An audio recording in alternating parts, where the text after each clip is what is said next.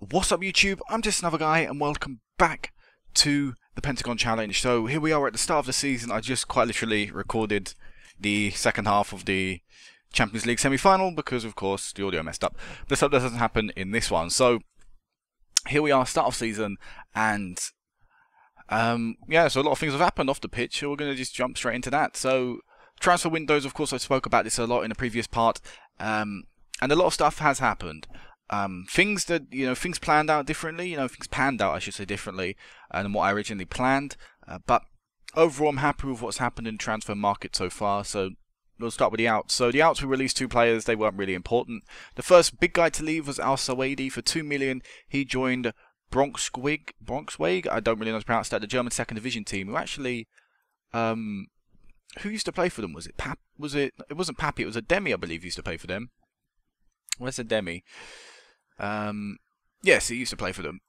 So he's gone off to Germany. Al Sawaidi, good player, really good player for us. But I just didn't see him having a spot in the team anymore, which may sound weird. Again, he played good for us, not as good as his first year, but he played well for us last season. But I just decided that right attacking midfield position, I didn't really need to waste a foreigner on, and it sounds quite harsh, but that's the harsh reality of where we are in Asia. We were only allowed certain foreigners, and because Al Sawaidi was unfortunately a foreigner, we had to get rid of him. So he was the first person to leave for 2 million. Elsewhere, Stephen Brady, Stephen Brady, as you say, he left to Leicester for £105,000, which isn't a lot of money when you look at his value right now, but still, it was a decent fee to pick up. He was only with us for 6 months, so to pick up 105k is a decent profit. And overall, I'm happy with the fee we received. He wasn't particularly good for us. I felt we have better coming in. We actually have John Obi Mikel, of course, we'll look in a second, but he was someone I wanted to get rid of quickly. As you can see, John Obi Mikel actually came in. I was really desperate to get rid of him ASAP, and there you go, 105k, off he went. Next, Shinji Kagawa, he left for Norwich. I think they're paying 90% of his wage, if I can remember correctly. And also, I think it's a 1.5k per month as well. So, picking up money, we've got him off the wage bill, majority of him off the wage bill. Actually, how much are we paying of his? £207,000 a week, which is still quite a bit because that's like a backup player's wage, so that's quite a huge chunk of money. But at least, majority of it's off us. Majority of the wage bill is gone to Norwich. Picking up a small fee as well, very small fee, but at least he's off. I contemplated putting him in, but then we actually signed a Korean left attacking midfielder, and because of that, again, I felt the foreigners could be best spent elsewhere, so Shinji had to go. And then we loaned out 2 players as well, not very important, but these 3 are the most important ones. We made 2.11 million, and the ends we spent 2.55, so let's go through them all now. So the first guy, John Obi Mikel, Jom, as I like to refer to him as, 33 years of age. Of course, he's in the latter stage of his career, but still great quality of player, really good mental stats, technically pretty sound as well. Physically, not got the pace, but he's got the strength, natural fitness. Really some of the stats you'll need to play the role he's going to be playing. I think he might be playing deep line playmaker defend for us, just so he can sort of just sit there, tackle anyone that comes through, but still be a creative outlet. Because typically in these games, John Obi Mikel has some incredible stats for a deep line playmaker. If you look at that creativity of 17, no offense to John Obi Mikel in real life, being a Chelsea fan, I feel I can say this, that he's not the creative player there. He's not the most creative player, definitely, in the world. Some of these stats I do believe are a bit rubbish of his, but he's always been like that, and so I'm really happy to have brought him in. Coming in from Juve, sorry, no J pronounce it's Y. So yeah, I'm happy to get John Obi Mikel free transfer. He'll be here for the season minimum. Actually, he's got a 2-year deal, hasn't he? So he'll be here for 2 years minimum, but hopefully won't have to be here for 2 years. I think we can win the Champions League this season.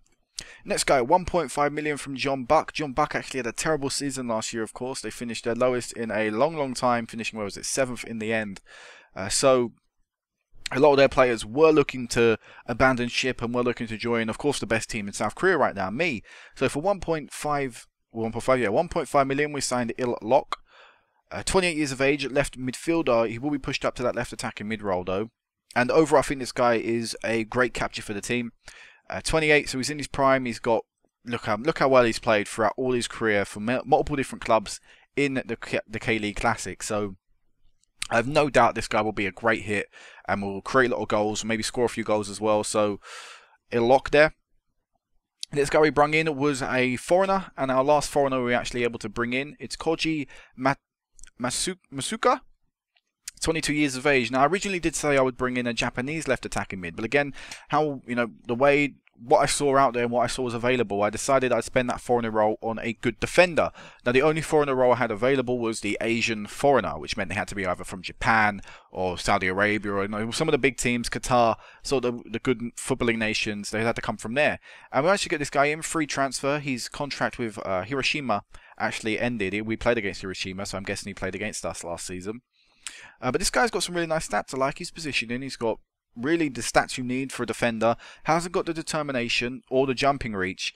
Then again, he's quite a small defender, but I'm fine with that. I'm happy with that. As again, Asia isn't typically a league where you'd see the big muscly defender, big muscly strikers, maybe the Didier Drogbas or the Costas, in this league. I think the one that I am susceptible to that role, someone who does actually destroy me, who actually isn't there anymore, or I should say someone who did actually cause me a lot of trouble in the past, was David Ngog, who should be in this team, should he not? I believe he plays for Jeju. Let me go on the fixtures quickly and have a look. Where we lost 5-0 to them.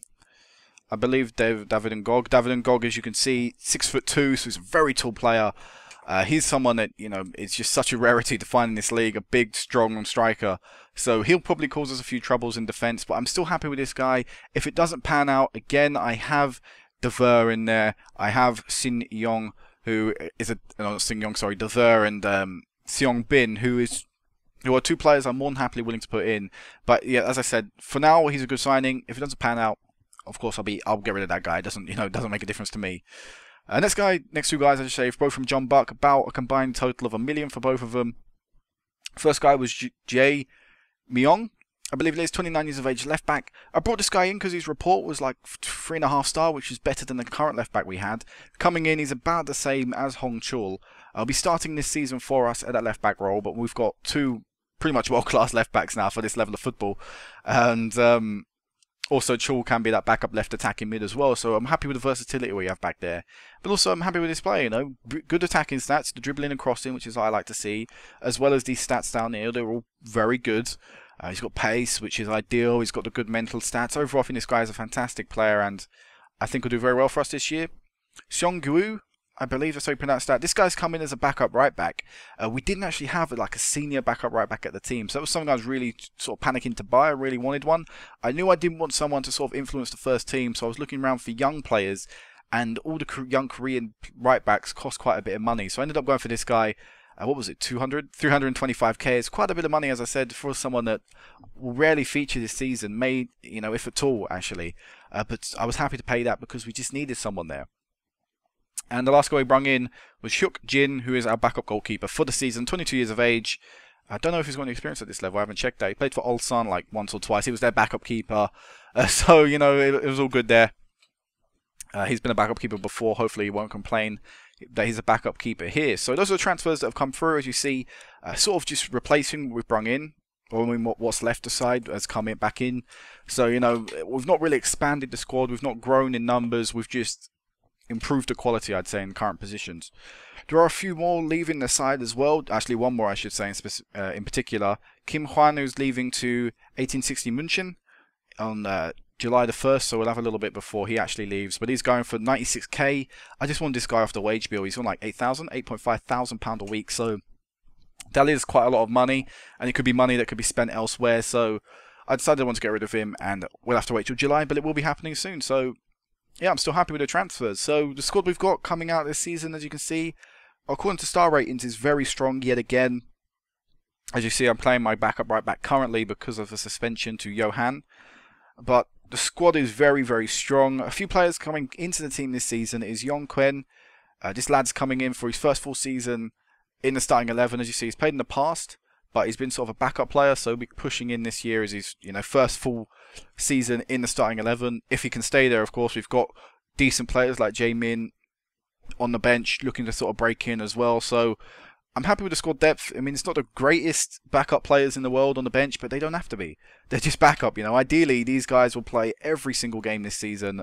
I say all these guys will play every single game this season, so we won't need to really call up upon them too much. But that's the plan anyway. So today we have a live com as well. we have a live com against Newcastle United Jets. We've not played in a game this season, actually. I should point that out. But our Champions League group as well is Newcastle United Jets, this team from China, and also another team from Japan. Newcastle United Jets are probably going to be our toughest competitors. They got to the quarterfinals for the past 2 years, I believe it's been.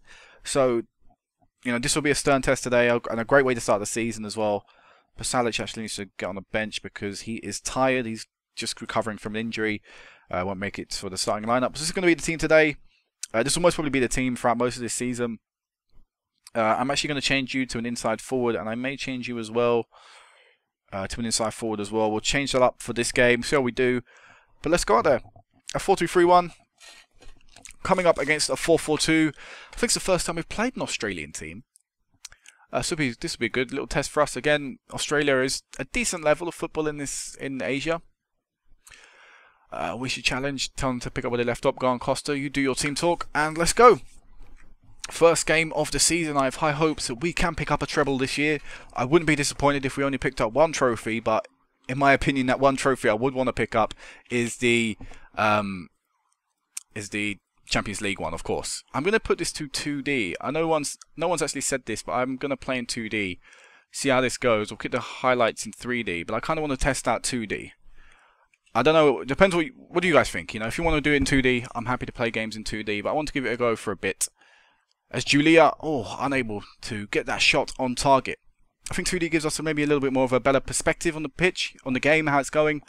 So we'll keep this up. You know, it also helps maybe see a few gaps, judge a few offside decisions a little bit better.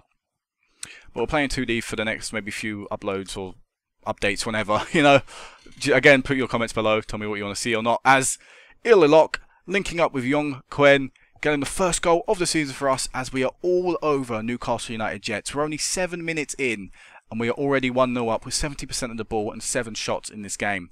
Great ball over the top, great ball to the far post, and a beautiful run in from the inside forward, getting us, and giving us a 1-0 lead. What's the other game? I think the other game is 1-1. Who else is playing? Any other Asian teams? Chunnam are currently drawing 0-0. Seoul drawing 0-0 as Julia scores to make it 2-0, and Pohang are beating another Australian team 1-0 in the first minute goal. But we are all over Newcastle United Jets. They cannot get a break in this match. Julia passing the ball to Chang Hoon, who's playing his new sort of adaptive role on that right attacking mid. He's now played like centre mid for us, left attacking mid, right attacking mid. I believe he probably even had a game up front at one point. But Chang Hoon is now hopefully going to stick out on that right hand side majority of the season and create a few more goals as he's just done there. And great link-up play. Maybe we'll even score more goals this season, because defensively last year we were sound, but going forward we weren't, you know, in and around the top goal scorers in the league. So if we can improve that part of our game, we should be unstoppable this year. You know, we should be a very tough team to beat. Oh no, Illock picking up a slight knock. Hopefully it won't be anything too serious. Hopefully it won't have to come off either. Also, our Japanese centre-back's looking a little bit tired. Actually, his condition's going down. He'll probably have to come off very quickly into that second half. He'll probably have to come off, actually. But I'm pleased with how things are going. Keep it up, lads. We are dominating the game. Newcastle United Jets look very poor, very average. And I'm sure, you know, we can, win this game. Maybe even by 4, maybe even by 5. If we can continue to press them. Mikel doing his deep line playmaker role. Mikel's getting a little bit forward. What is he doing? Calm down, Mikel. Get back a little bit. Typically don't venture that far forward. As Illock with the ball out wide. And let's knock this a little bit smaller like that. As, oh man, we've rattled the crossbar. Unlucky there. Still 2-0. Oh, I've pressed the button. My bad. Still 2-0 though. We're going to make these changes now, actually. I was meant to make these a little bit earlier. We're going to bring Matt Soccer off and bring on De Ver. And we're going to take off Illock and bring on Youngmoo. And I think we'll take Chang Hoon off as well and bring on Chang Hoon. I don't know if they're related, actually. I should probably check that out. But I think the Chang Hoon who was originally on the pitch is an actual player, so I don't think he can be related to a regen. I'll check that after this match. But triple substitution, that's a little bit risky, actually. I probably shouldn't have done triple. But, you know, we're taking all them tired players off because we want to be fit for the actual start of the domestic season in the next game. As Newcastle United Jets get their first real sort of opportunity of the game there. It was a half chance, but it was still an opportunity, and good save from the keeper. And yet again, we're on the attack though. Could they even concede from this after having their attempt? We've got straight down the other end and scorers. Oh my God, Yang Mu has scored. Goal of the tournament right there. Give him the award right now. No one else is going to score a better and probably more flukier goal than that this season. What a way to start off the campaign for us this year. We're just thumping them. It's Yang Mu. Oh, just lobbing the keeper. I wouldn't even say that was a cross because it looked like a shot. It didn't look like it had any whip on it. It looked like straight towards the goal from the moment it left his boot. So I'm going to say that was a legitimate, not a fluky goal, just a brilliant goal. And straight away an impact from the sub as well. He's actually our backup striker, but because he can play right attacking mid, I like having him on the bench. Oh, no, that's not Young Moon. Sorry, Young Moon's the left attacking mid. Sorry, I'm thinking of the wrong person. Oh, and they get a man sent off. Things are just getting from bad to worse for Newcastle United Jets. Wow. They can't get a break in this game. One more? I think there's time for one more. Oh, rattle the post, I think, that time. If we'd have scored every time we've hit a woodwork this game, we'd be like, what was it, 5-0 up right now, I think. 5-6-0 up.